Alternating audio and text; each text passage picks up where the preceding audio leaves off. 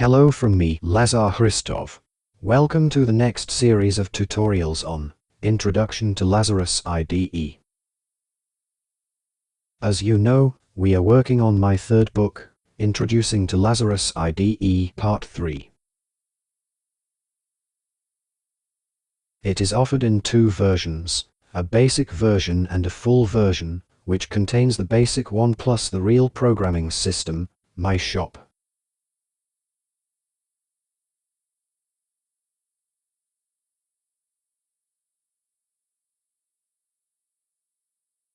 So, right now we are examining this part regarding visual tables.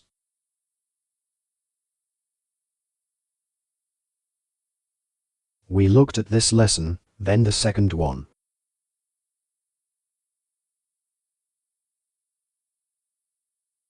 And currently, we will look at a very interesting component, StringGrid. Let's open the PDF file. This is an advanced examination of this component. In the first two books, we already introduced it and saw some easy examples of how it works. We used it to create our telephone directory, but there we examined only a small part of its capabilities, mainly as a table where we write text. But the truth is that StringGrid hides immense power under the hood, so to speak.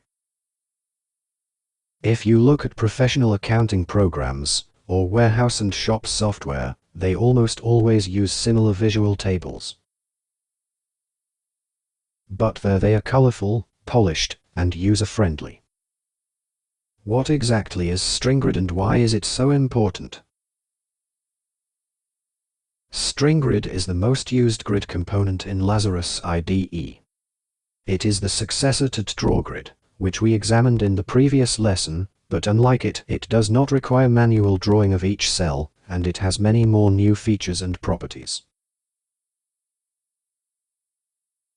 It does not need a database like the other component, TStringGrid. And the data in StringGrid is stored.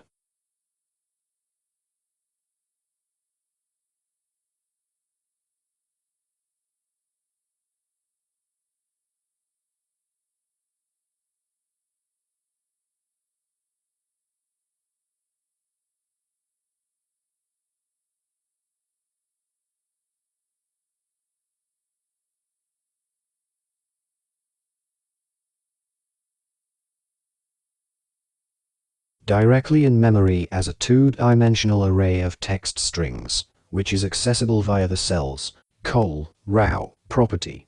This is simultaneously its strength and its simplicity.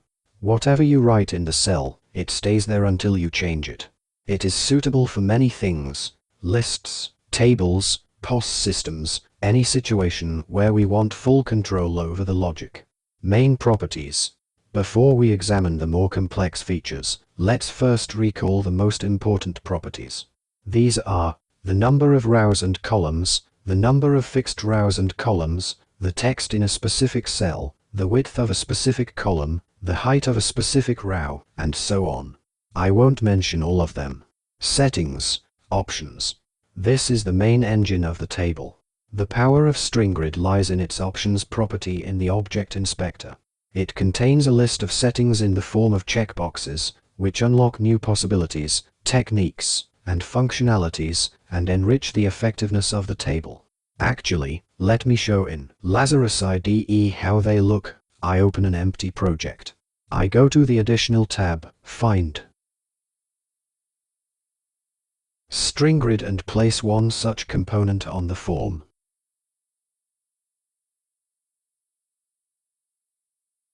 I expand it a bit. So, and now I can easily examine its properties.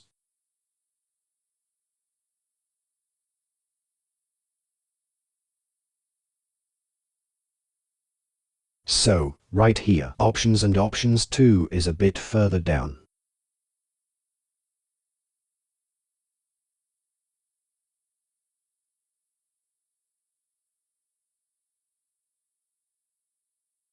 By default, some properties are checked, and I can also check what I need. You see how it becomes true when I check it. Let me show the main ones in the PDF file.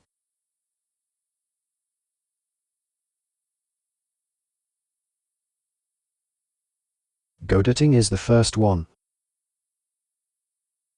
It allows typing and editing in the cells.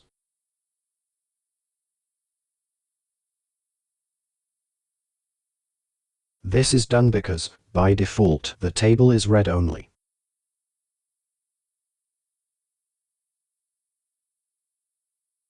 For the user to be able to write in the cells, this option must be turned on, if done programmatically, like this, otherwise, the checkbox must be checked.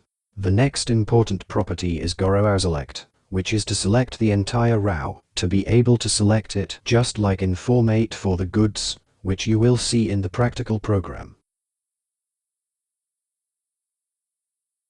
But keep in mind that these two properties cannot work simultaneously.